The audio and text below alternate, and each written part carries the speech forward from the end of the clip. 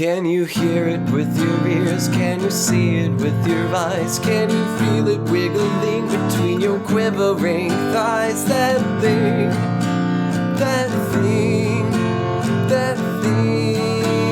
with James.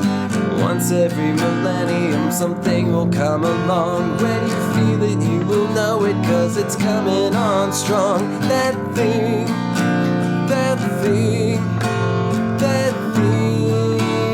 with James. Sit back, relax, deep breaths, no stress.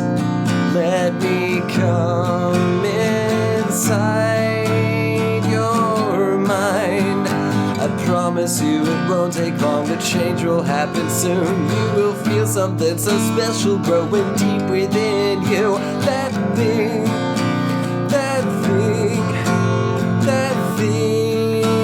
with James. That thing with James. That's me. Hi. Welcome to That Thing with James J. Asher II. I'm your host, James J. Asher II. That's me. Welcome to episode 29. Here we are. Let's do this. I'm gonna do this thing here. I'm gonna do this. Check it out.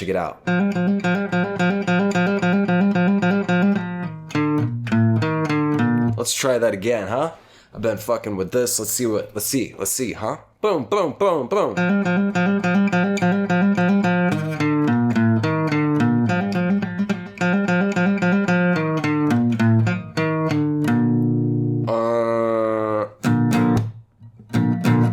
Let's see. How's it go?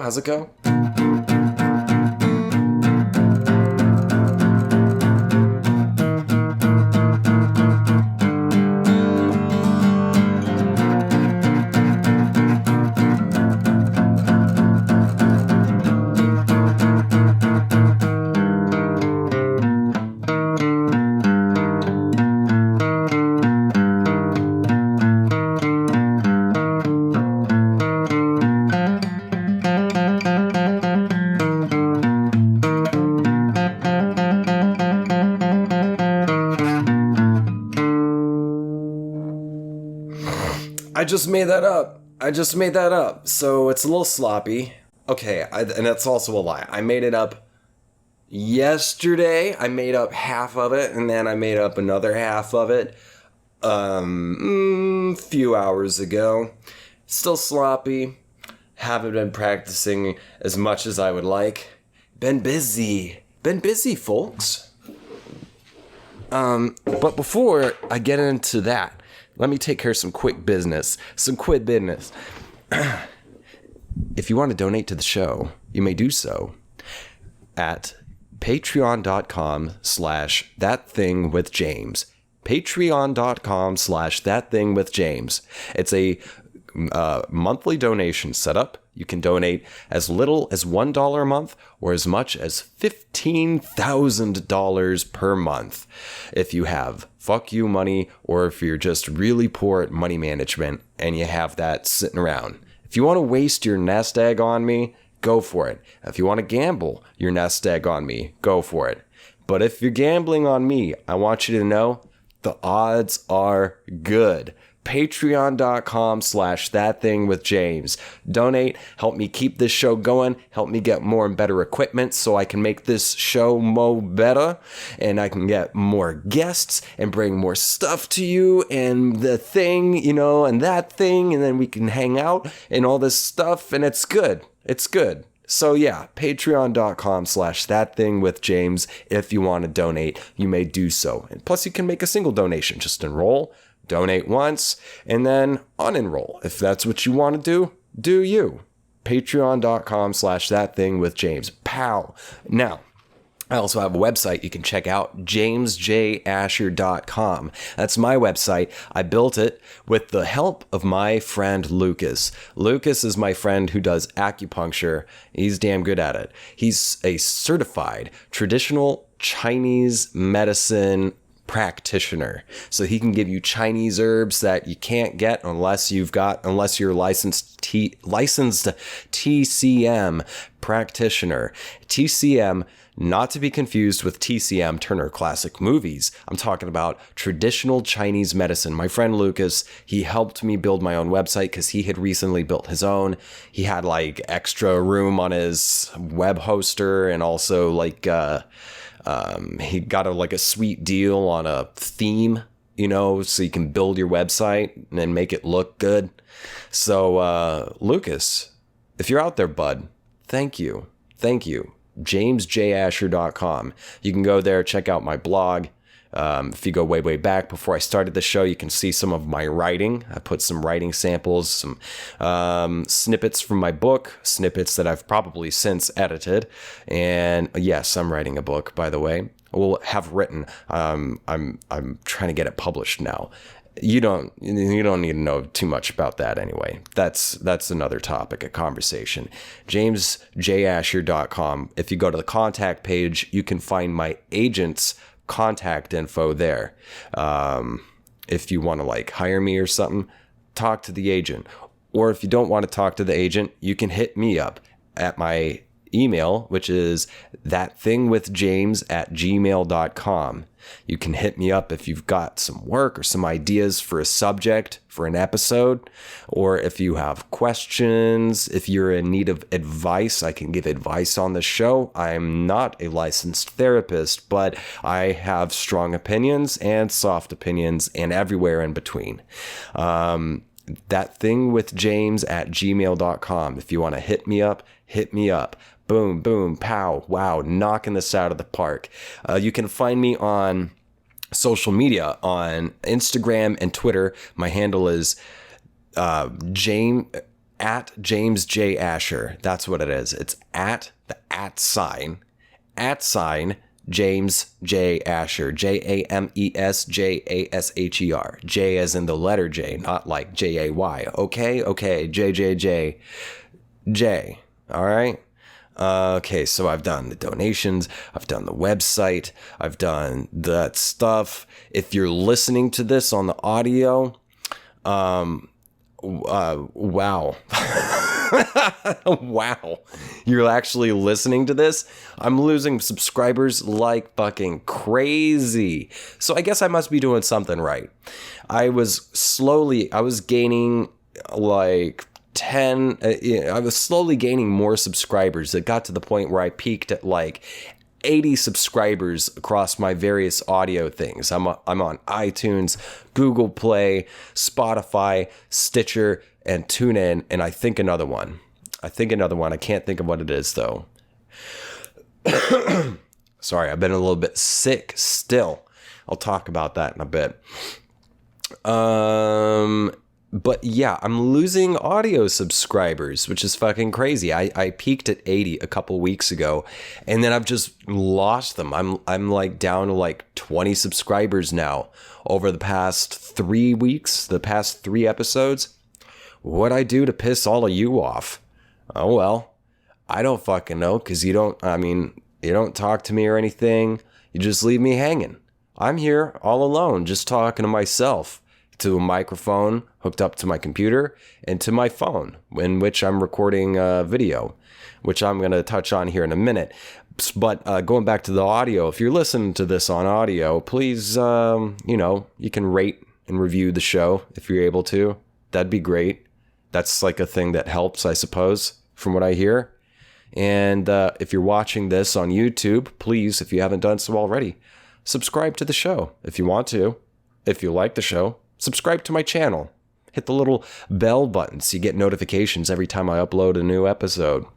And, like the videos you like. Leave a comment. And for both of you, viewers and listeners, share the show with your friends. If you like the show, spread the love, man. You know anyone? Got any coworkers? Got any family members? Just have any friends? Any strangers you want to turn on to my show? Turn them on. Turn on your strangers. Turn them on. Do whatever it takes to turn on those strangers. Speaking of turning on strangers, dude, I had fucking harrowing experience at open mic last night, but I'm going to touch on that in a minute too.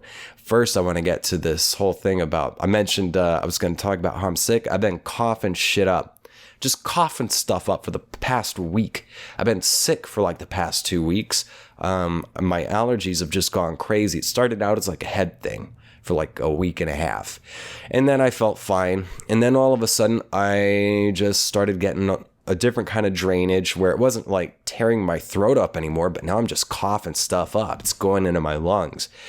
And it's better now, but I'm still coughing stuff up. It's better now compared to where it was a few days ago and a few days before that. And I'm kind of sick of it. And I'm kind of sick of this heat, dude. I think the heat is causing a lot of stress for everybody. I think the heat is making people really quick-tempered, really short-tempered, quick to anger. People are making poor choices.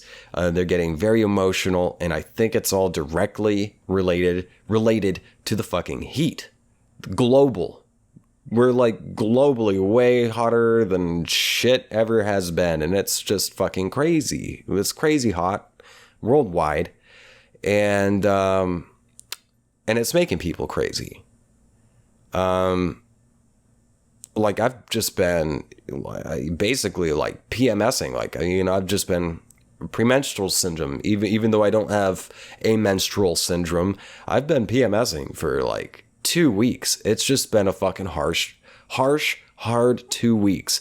Been dealing with a lot of bullshit from a lot of different people for a lot of different reasons. My day job has been a pain in the ass. I've been dealing with just people making really poor choices for really stupid reasons that could like compromise all the fucking work that I've done for a long time. And it's very frustrating. I don't want to go into detail about my day job because I don't enjoy it and I don't get paid enough to do it, to really devote that much time talking about it and to share the details about it. I just don't. It's not something I really care too much about with my life. It's simply a means to an end. It's just a way to pay my bills and survive and feed myself while I try to get things going the way I want them to get going. See, I'm sorry if you could hear that. It's just some like gonk hacking up in here, friends. And of course, it's hot as hell in this apartment right now. I have to turn off the ACs so this sounds good. So I almost got into a fight at open mic last night. And I really do believe the heat was part of it.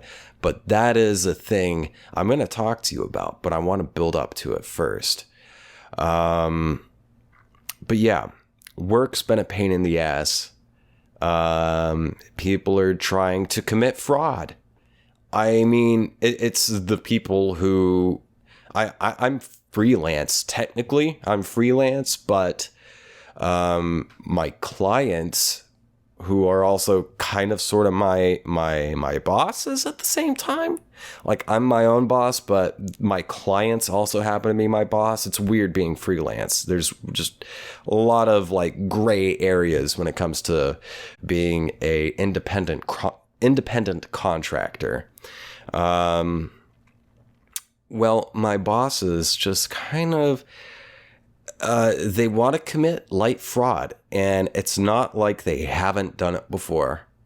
And it's not like they haven't gotten in trouble for it before either. Me, I am against committing fraud. I prefer to keep things on the up and up. Keep it legal. Keep things transparent. Keep things honest. Because honesty is the best policy. I mean, duh. Unless, of course, you know, you have to make a white lie to like literally save your life or someone else's life. And that's a gray area. But for the most part, honesty is the best policy, even when it comes to business. Even if business seems like it might be a little slow, honesty is still better than committing fraud, no matter how small the fraud might be. And it seems like some people just cannot help but commit fraud. Like they just feel this irresistible urge to commit fraud, to cheat at their business. And in so doing, they complicate so much stuff, and they have to deal with so much stress because they're dealing with so many problems that implicate law and ethics and morals. And they're on the wrong side of those three criteria if you're committing fraud and trying to cheat in business. Okay? Is that easy enough? That shit's stressful to have on your fucking mind all the time while you're trying to get something, while you're trying to get ahead through cheating, through fraud, even if it's light fraud. But some people, it just seems like they have an irresistible urge to commit fraud, to break the law, to cheat. And I think that's cheap because, okay, so yeah, I mentioned that it takes a lot of energy because you've got a lot to worry about. You're worrying about a lot of stuff.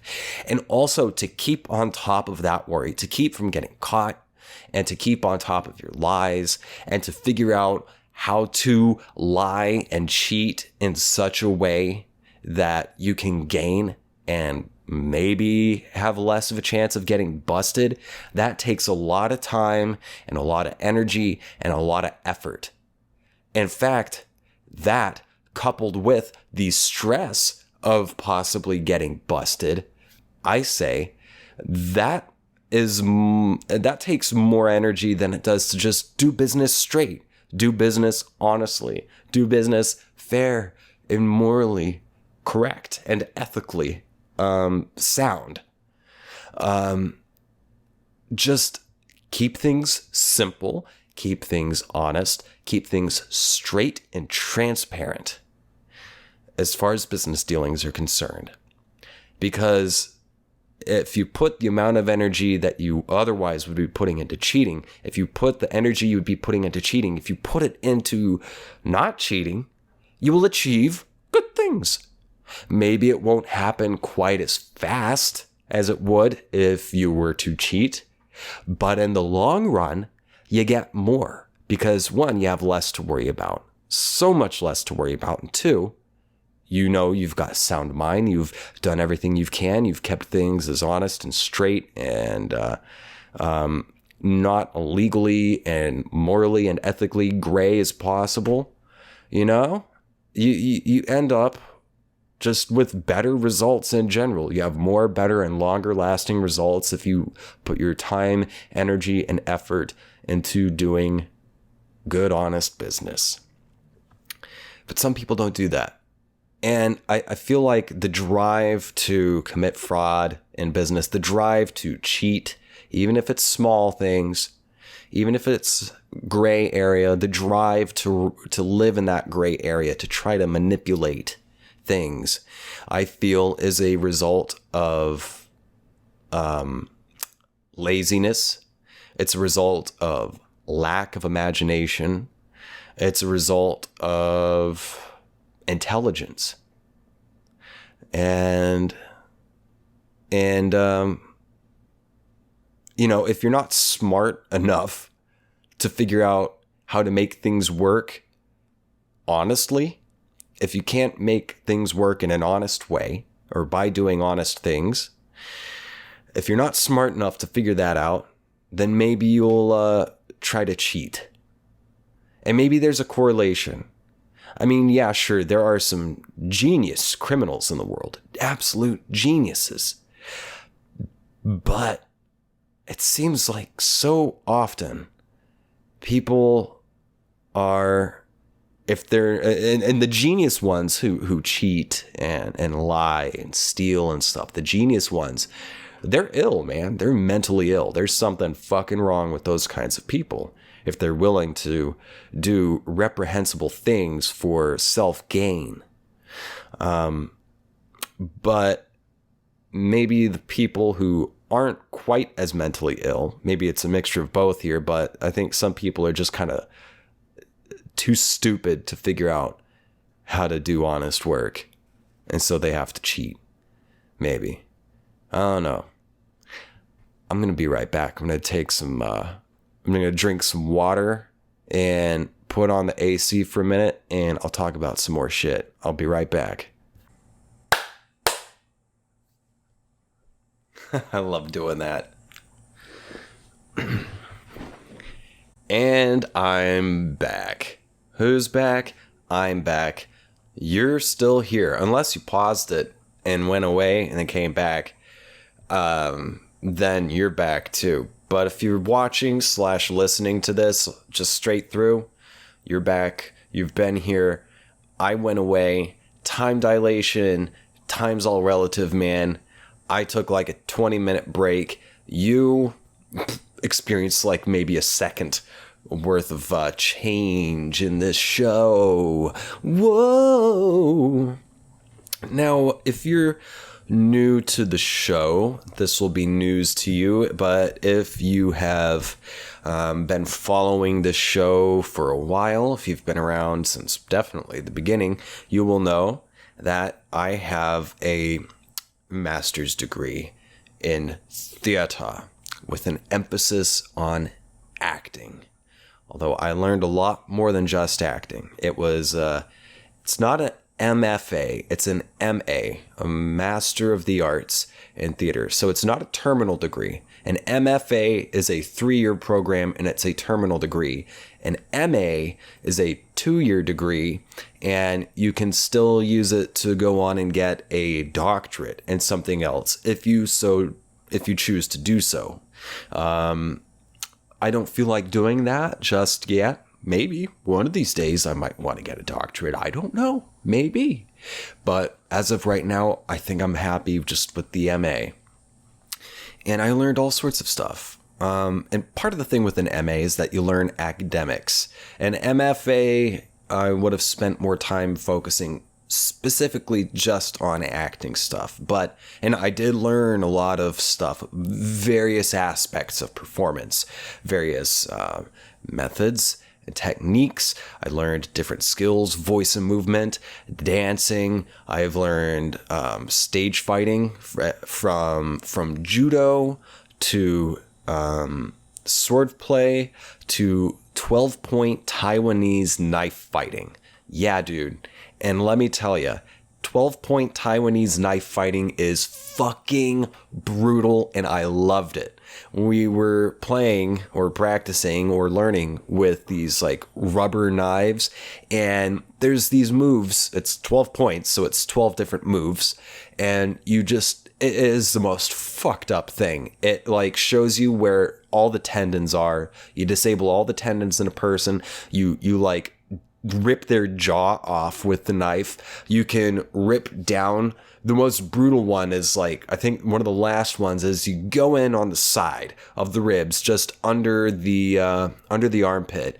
You go in, stick, and then with your free hand, you put that on top of the other hand holding the knife and use it for leverage as you drive the knife down, breaking through all the ribs as you go down the side of the torso. That is 12-point Taiwanese knife fighting. And that shit will fuck you up. I'm not a master in that. I took the class twice. Once I took it, and then the second time because I was a TA. And because I clearly enjoyed the class enough.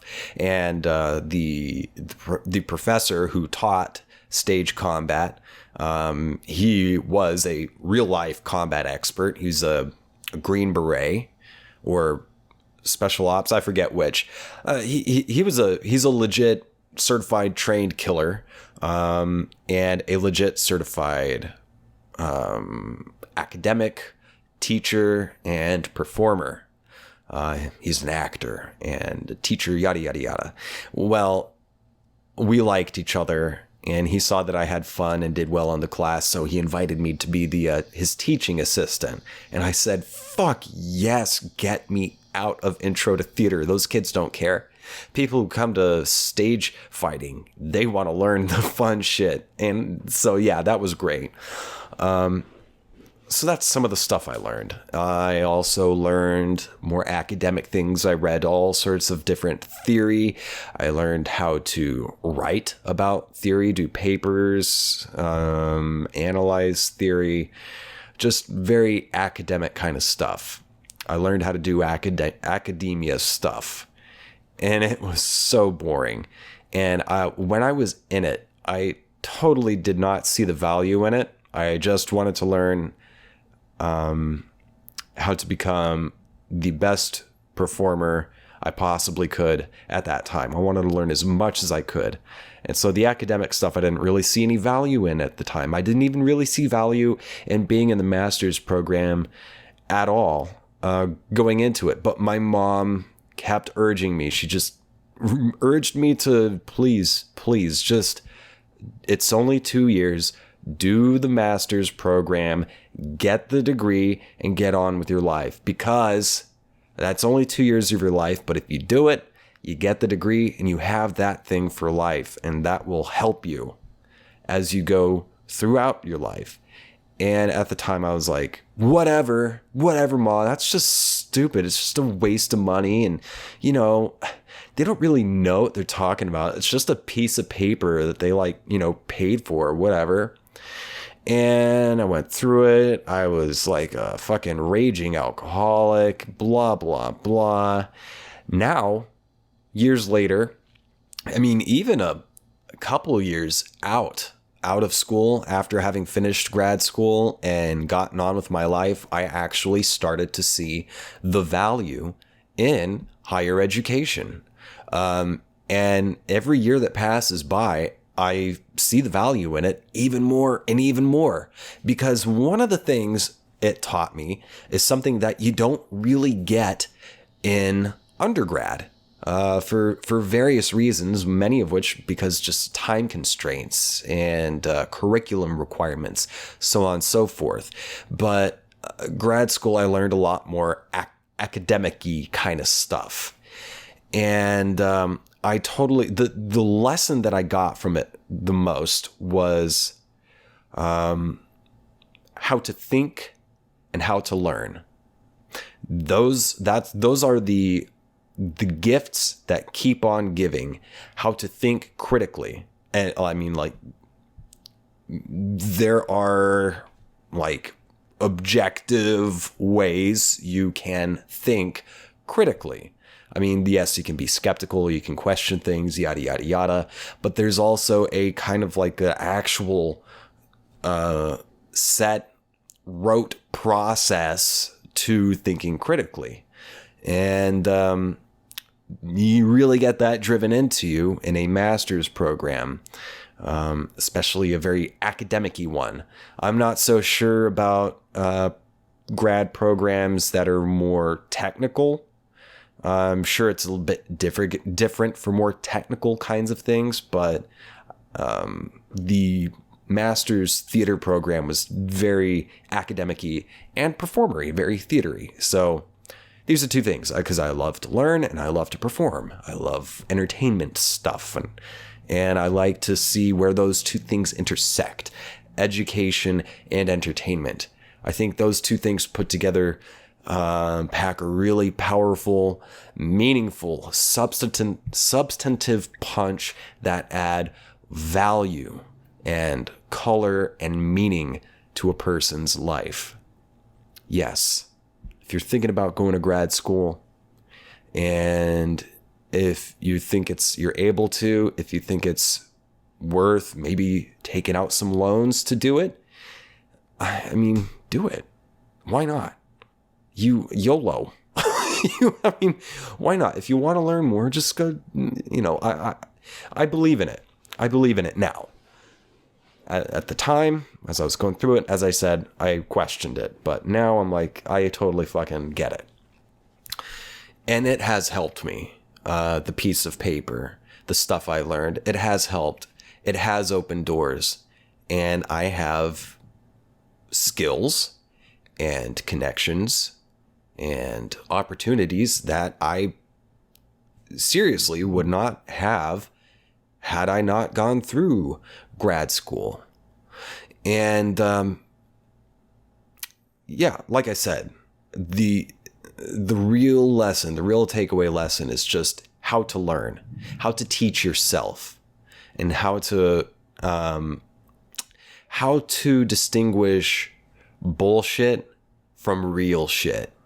Those are the gifts that keep on giving that I got from grad school. And I put a lot of work into it, a lot of time, a lot of effort. I got a lot out of it. And this week, it all paid off. This week was the culmination of everything I have been working for in these past 31 years of my life. These past, over almost 10 years, almost, not quite, but almost 10 years since I graduated from grad school. See, I was 24 at the time. I'm 31 now. And all the work that I did through that time and all the work I've done since has culminated into the peak experience, the peak opportunity this week. Not just 2 days ago, I got called to audition for a commercial for an at-home STD testing kit. Yes, you heard it, folks. I got to audition. I, with a master's in theater, humble and credentialed me, Mr. Bonafide, or is it Bonafide? Mr. Bonafide, whichever. I got to audition for an at-home STD testing kit commercial, and it was 2 different scenes, and I played 2 different characters, both of whom had to talk about, like, one dude might have gonorrhea, the other dude's got weird stuff going on that might need a lab test. One guy got a call from his ex-girlfriend. They talked about stuff like blisters and bumps and warts and dripping and burning and stuff. Like, yeah, this was the ultimate. This was the one time so far. I'm sure I've got better waiting for me. But before I was called in for my shot at the audition, I was sitting in the waiting room, and there was one other guy there at the time. More were coming in, but there's one other guy there. And I looked up at him and I said, you know, this is the one rare time where I think to myself, and I paused, but he picked up and said, I'm not sure if I really want this job. Now, usually you want a job, because, especially commercial jobs, because they pay fucking good. Commercial jobs pay well. I mean, even non-union, non-SAG-AFTRA commercial jobs, non-union ones, they pay well too. You might not get residuals, but you get a lot of money all at once. And also you get exposure and experience, and you get to work with people. So usually you want to accept a job because it's a fucking job. And they're not always around unless you're really, really lucky. This was one of those jobs where it's like, do I want to be the face of herpes? Talk about the gift that keeps on giving, herpes. Now, a couple years ago, maybe 3 years ago, I went and got tested for the first time. There was nothing weird going on, nothing suspicious going on. It had been on my mind for a number of years, and I felt like I'm almost 30 years old at the time. I'm almost 30 years old, and I have never gotten an STD or STI check before, and I feel really irresponsible because I have fucked. Yes, Mom and Dad, I know you listen to the show. Your son has fucked, and he has Yeah. Your son has done questionable things in questionable places with questionable people in questionable situations. And he has gone years without getting tested afterwards.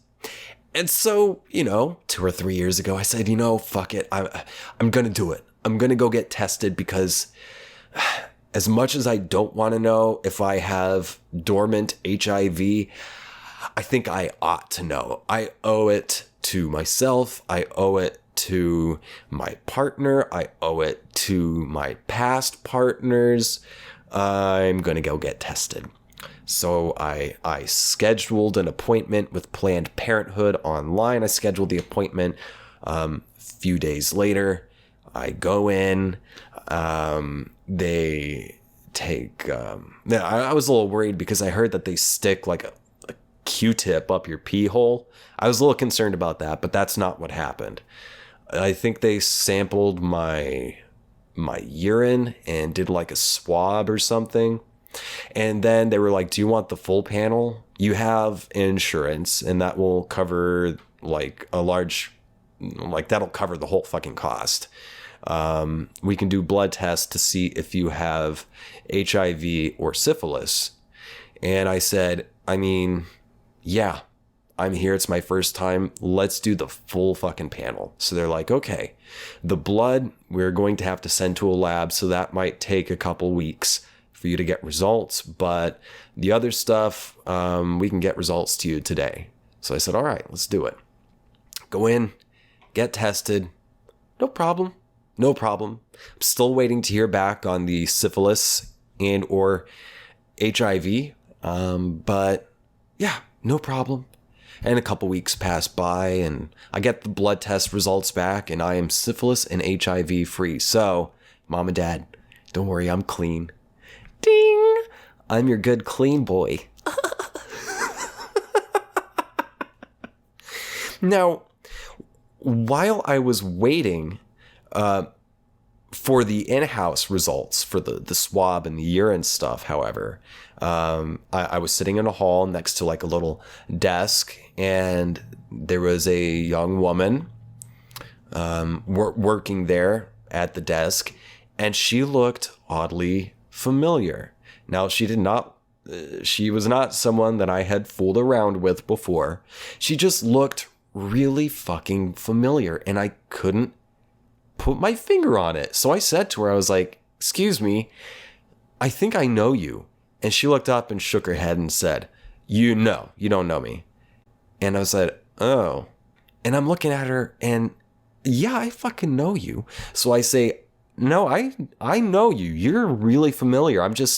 And I named off a few different things like, were you in this play? Are you an actor? Are you like with this certain thing? Do you know this person? Did I see you here? I fucking know you. I don't remember names, but I remember faces till the day I die. And she kept saying, no. And she was very determined, very pointed in saying, no, you don't know me. No. And I got my results. Clean, went home, and it was just kind of on my mind. I couldn't think of it. Like, who the fuck was that person? And then a few months pass, and I talk about it to Emily, my current partner, and I tell her about the thing. I told her about it before, like when I came home and said, babe, I'm clean. Yay for us. I told her about this person I saw, and I'm like, I know this person, and I think they're fucking lying to me. I recognize her, and I know her from somewhere, but she's fucking lying to me and saying I don't know her. And Emily didn't really think anything of it. And then months passed by, and then Emily brought it up and was like, hey, remember that woman you recognized at Planned Parenthood? And I said, yeah. And she said, I think we saw her do stand-up. And I said, oh my God, that's it. That was it. About 2 weeks before I went to get tested, I saw this young woman at a comedy showcase at a theater downtown, a comedy club downtown, and there were various shows of like improv, sketch comedy, and some stand-up. And she did stand-up, and her whole stand-up set was about people who go to Planned Parenthood, the people she deals with at her work at Planned Parenthood. Yeah. So I recognized her because I saw her do stand-up comedy. And all of these things that I've been talking about in this block in this past about 20 minutes will all culminate when I be coming right back. Sorry, I'm getting hot again, getting a little heat stroke, starting to slur my words. So I'm going to take one more break and we'll get into the last part of the show. Be right back. Wink. I'm back. Let's finish this thing. Now, like I said, all the stuff I've been talking about will culminate. Perhaps not the professional impropriety part, but almost everything else will culminate. What have I talked about today? I've talked about the heat. I've talked about what I got out of getting a degree, an advanced degree. I've talked about other stuff. Well, it's fucking hot. It's just really hot. It's kind of hard to think. So, all right, let me wrap this up. Come on, man. Pull your shit together. All right, here we go. It was really hot last night when I went to open mic. I've been going to the same place every Friday. I've been going at least once a week over the past 2.5 months. I've committed to it, finally. I've been interested in stand-up for years, interested in doing it as well. And I did a little bit here and there over the years, but I finally committed to it over the past 2.5 months. Been going at least once a week, and lately over the past month at least, I've been going to the same place on Friday nights. It's a sort of outdoor patio venue, smaller kind of intimate space, but outdoors outside of this cafe. And every Friday night, and it's hosted by this guy who's been nothing but very nice and supportive, even like laughing at stuff that I didn't even expect would get a laugh. So it's been a good thing. Usually there's a good mixture of like half comedians, half just people hanging out there, sticking around to be audience members. And that's a good thing. And it's good that it's an intimate space because people are more likely to laugh. And it's easier to make a connection with people when you're all put together. It's kind of difficult if people are really spread apart. And there are some places around here where it's like outside and they're all really spread apart. Anyway, so last night was a little different. Things were already feeling weird. I was already feeling weary after 2 weeks of hell in my personal and professional life. I was already overheating. I hadn't eaten enough. I was drinking water like crazy, but no amount of water would make me not heat stroked. It was just miserable, and it's been miserably hot, and there was very little wind, and there were no non-comedians there, and it was the most people I've ever seen showed up to this particular open mic, and so it was pretty crowded. And we have to get out of there relatively early because the place closes relatively early. And everyone's just melting and sweltering hot. There's a shit ton of flies around. There was even this bee that kept like buzzing right around my fucking eye. It loved me. So I had to like switch spots a few times till I finally got in front of a big outdoor fan that the bee apparently didn't want to be in the wind of. So yeah, that's all going on, and I didn't show up until later in the list. I was like the third before the last comic on the list. So a few people, like 2 or 3 people before I went, the crowd had drastically thinned out. The only people left were the host and those of us who were like in the last 10. I don't think there was even 10 people by the time I went up. But it was very sparse. And we were all very, very hot and overheated.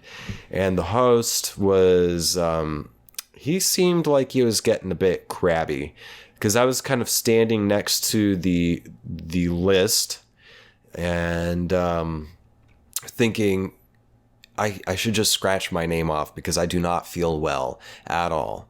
I felt really bad before. I felt unwell before I showed up, and it only got worse the longer I stayed there. Just loopy, shaky, dehydrated, no matter how much water I drank.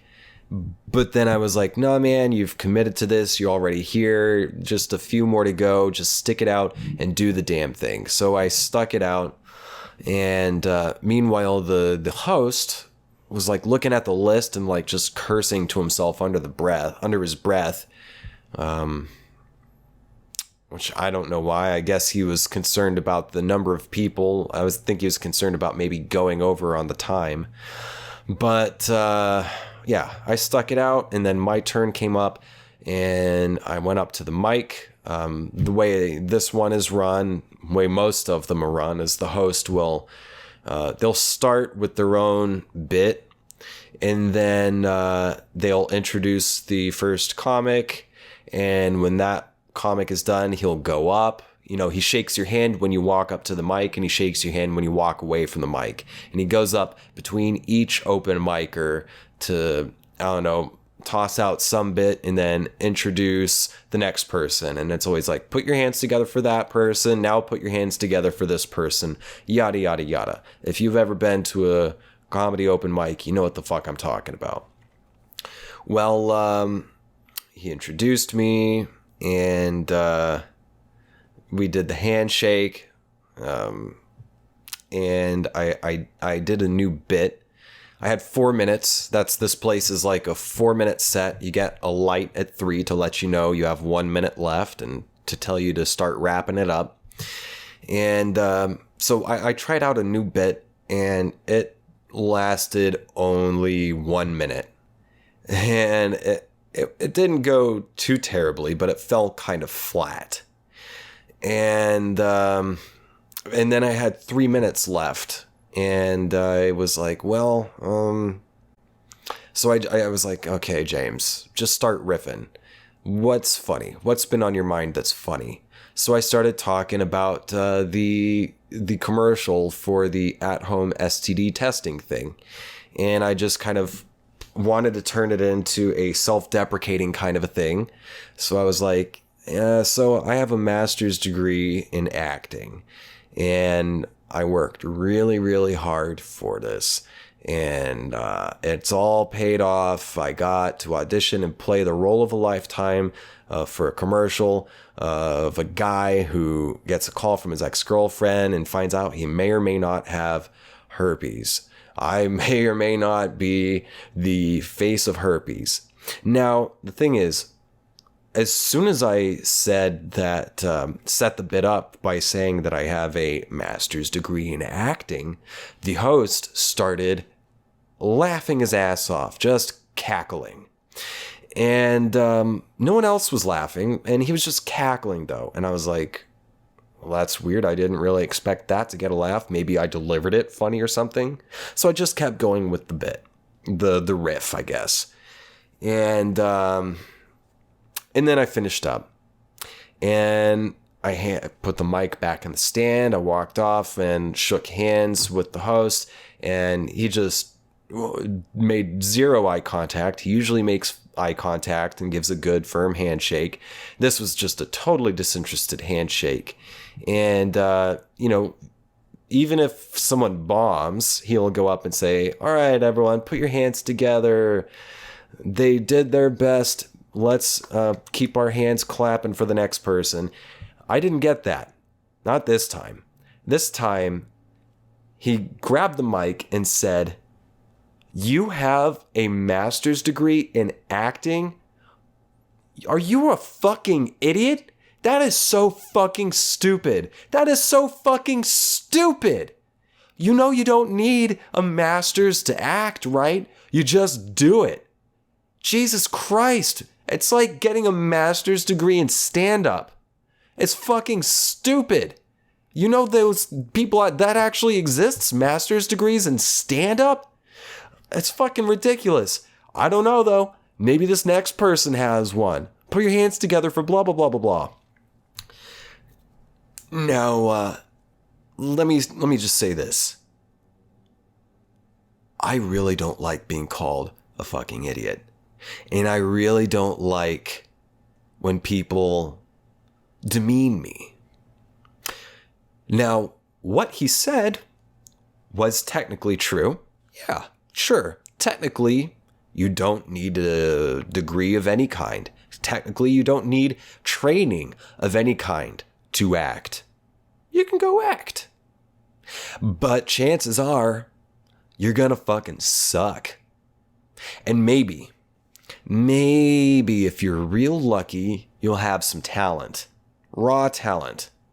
But the thing is, and anyone who knows what the fuck they're talking about when it comes to acting, anyone will tell you, if you're relying on talent and talent alone, you're not going to last long, and that talent's going to run out real fucking quick, because you're going to lack versatility, and you're going to lack craft, you're going to lack skill, you're going to lack the tools necessary to fucking play any role, and you're going to lack the tools necessary to make a long-lasting career.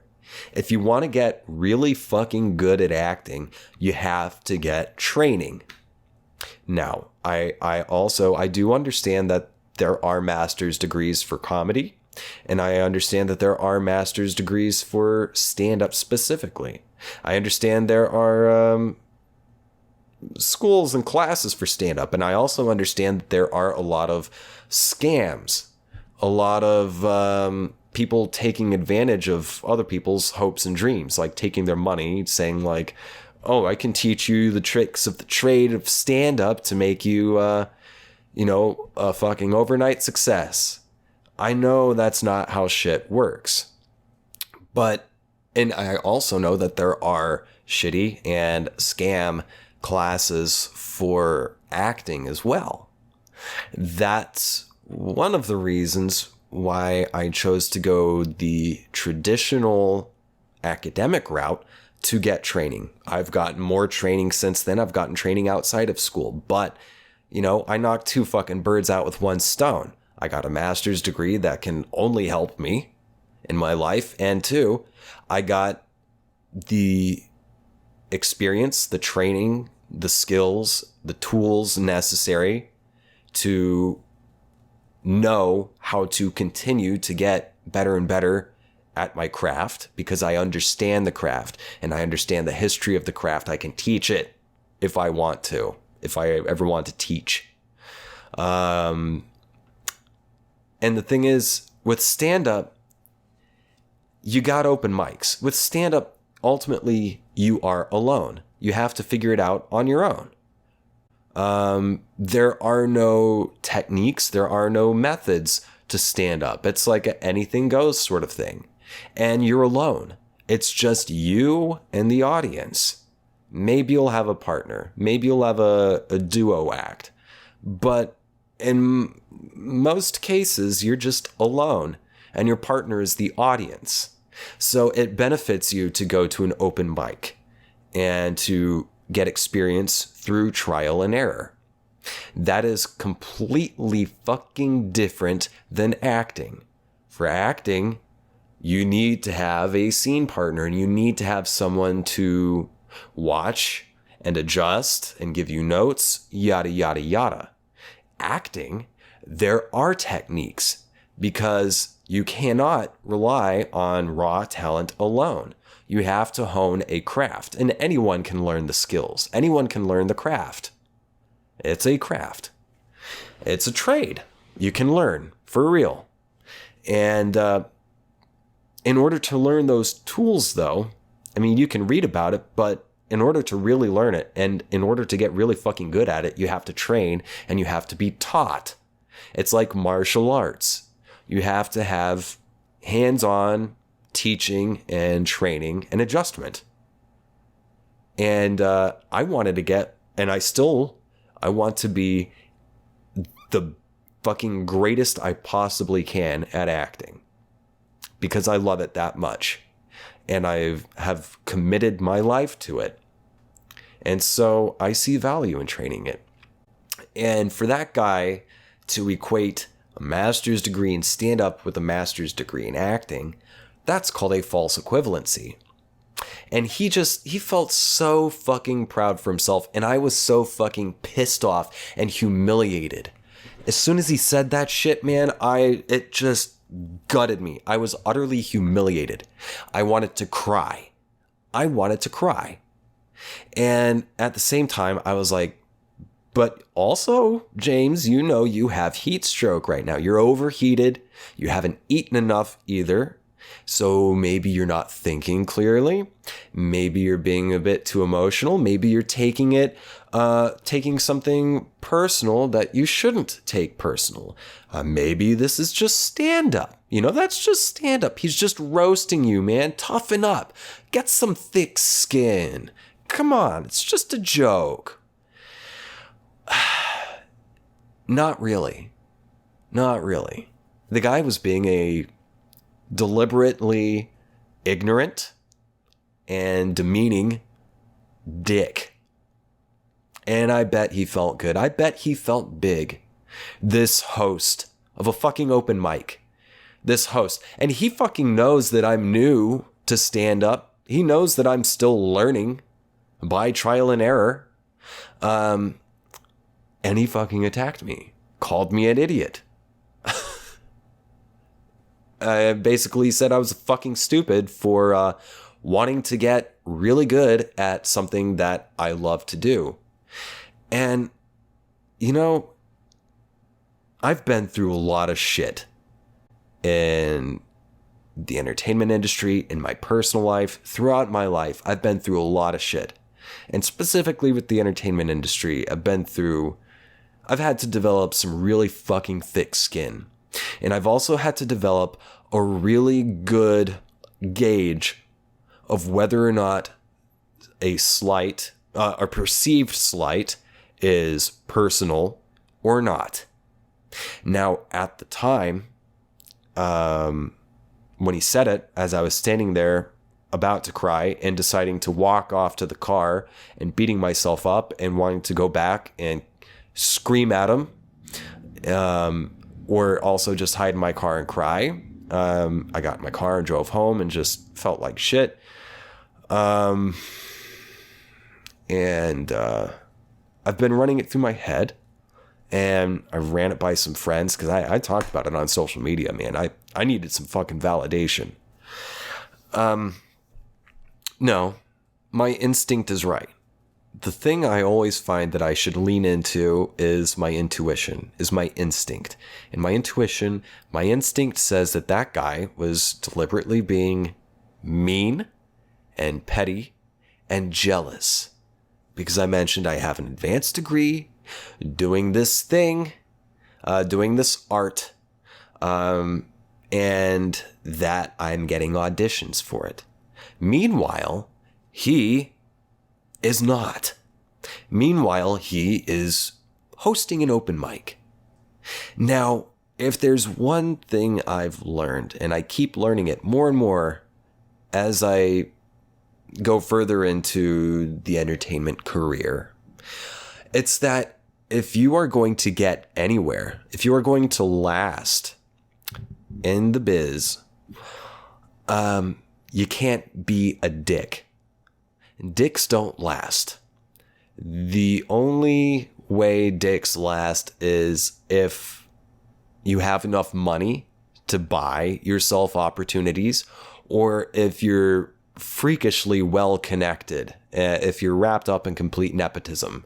And that guy definitely doesn't have enough money to buy opportunities, And he certainly isn't fucking connected enough to get away with being a dick. And, fuck that guy. You know what? Fuck that guy. He doesn't know what he's talking about. And he's a fool. That's what I say. Yeah. So I've been thinking about what can I say? Because I want to get back. Because I am going to go back. I'm going to go back next week. And I'm going to sign up. And I'm going to see if he mentions it. If he says something. If he tries to talk down to me again. I'm going to rip into him. But I've been running through my head the best way to do it. Maybe even if I don't end up, knocking him down off of his fucking high chair, his high horse. If not even that, I still want to clarify, because while he is still technically correct, he's way fucking off. And maybe influencing other people in the audience who might not know any better, influencing them in the wrong way. And I personally want to set the fucking record straight. So I've been running through my head, if only to help process how fucking livid I am at that prick.